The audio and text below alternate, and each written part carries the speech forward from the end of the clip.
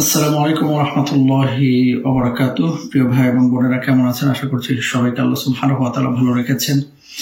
দোয়া করি আমাদের মাজলুম মুসলিমা ভাই এবং বোন, ছোট্ট ছোট্ট বাচ্চাদের জন্য, মাসুম বাচ্চা যাদের পৃথিবীর বুকে আসলে কোনো গুনাহ লেখাই এখনো শুরু হয়নি, অথচ এই বাচ্চাদেরকেও যারা পৃথিবী থেকে বিদায় করে দিচ্ছে, আল্লাহ হয় তাদেরকে হেদায়েত দান করুন অথবা তাদেরকে আযাব দিয়ে ধ্বংস করে দেন।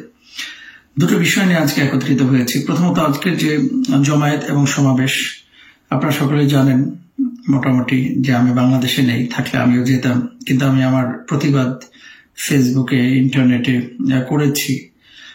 আজকে যে ঘটনাটি, অর্থাৎ সমাবেশ এবং জমায়েতের পরে বাটা এবং কেএফসিতে যে হামলা করা হয়েছে, যারা এই কাজটা করেছেন এটা মোটেও ভালো কাজ করেন নাই, এটা অনুচিত হয়েছে।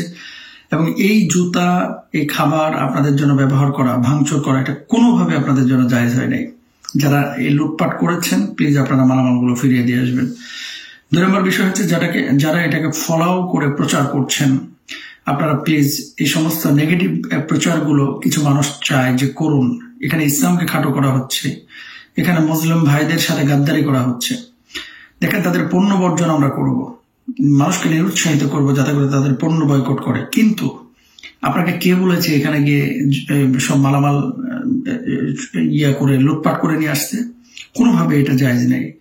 তো আমার ভাই এবং বোন যারা এই কাজগুলো করেছেন, আমি অবশ্যই বলবো মালামালগুলো আপনারা ফিরিয়ে দেবেন প্লিজ, এটা উচিত না।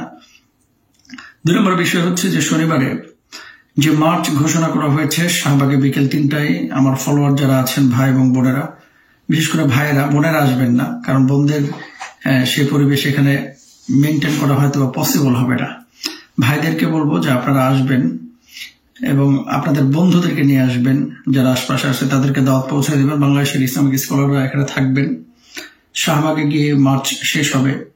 অন্তত আমাদের মুসলিম ভাই বোনদের জন্য বিশ্বকে আমরা এই মেসেজটা দিতে যাই যে আমরা তাদের পক্ষে আছি। আপনারা সকলেই চলে আসবেন ইনশাআল্লাহ। আর এই ধরনের কোনো ভাঙচুর, লুটপাট কোনোভাবে ইসলাম অনুমোদন করে না। আল্লাহ তাআলা আমাদের মুসলিম ভাই বোনদেরকে হেফাজত করুন। যে জালেমরা তাদেরকে আঘাত করছে, তাদের হাতকে চুরমার করে দিন, তাদেরকে আল্লাহ তাআলা আযাব দিয়ে ধ্বংস করে দিন। আমরা সুস্থ মস্তিষ্ক নিয়ে, দেখেন সারা পৃথিবীটা এখন চলছে কিসের? এখন শুধুমাত্র অস্ত্রের যুদ্ধ চলছে না, এখন কিন্তু টেকনোলজি এবং বুদ্ধিভিত্তিক যুদ্ধও চলছে। আমি তো এখন লন্ডনে আছি, সারা পৃথিবীর চিত্র একরকম না। বাংলাদেশে থেকে আমরা একভাবে একটা জিনিস ফিল করি। দেখেন, এই পশ্চিমা দেশগুলো তারা আগামী 50 বছর পরে পৃথিবীর চিত্র কি হবে সেটা নিয়ে তারা চিন্তা ফিকির করে। তো জ্ঞান বিজ্ঞানে এবং অস্ত্রশস্ত্রে, প্রযুক্তিতে অনেক সময় আপনি আপনার মোবাইলে দেখবেন টেক্সটে ওদের নাম লিখলে, কাদের নাম আপনি নিশ্চয় বুঝতে পারছেন, কারণ তাদের নাম উচ্চারণ করলে ভিডিও আবার ডিলিট হয়ে যাবে অটোমেটিক। এই জালেমদের নাম উচ্চারণ করলে অথবা লিখলে অনেক সময় দেখবেন মোবাইল গরম হয়ে যায়। অনেক মানুষ এই কাজগুলো করে, এটা আসলে কোনোভাবে উচিত না। ইসলাম এগুলোকে অনুমোদন করে না। যারা অন্যের সম্পদ লুটপাট করে, এটা ইসলাম অনুমোদন করে না। এই ব্যাপারে আমাদের সোচ্চার হতে হবে। আজকে যারা এই কাজগুলো করেছে বাংলাদেশে, এই কাজগুলো একেবারে অনুচিত কাজ হয়েছে।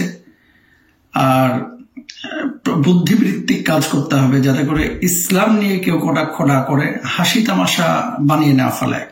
আল্লাহ আমাদের বুঝদান করুন।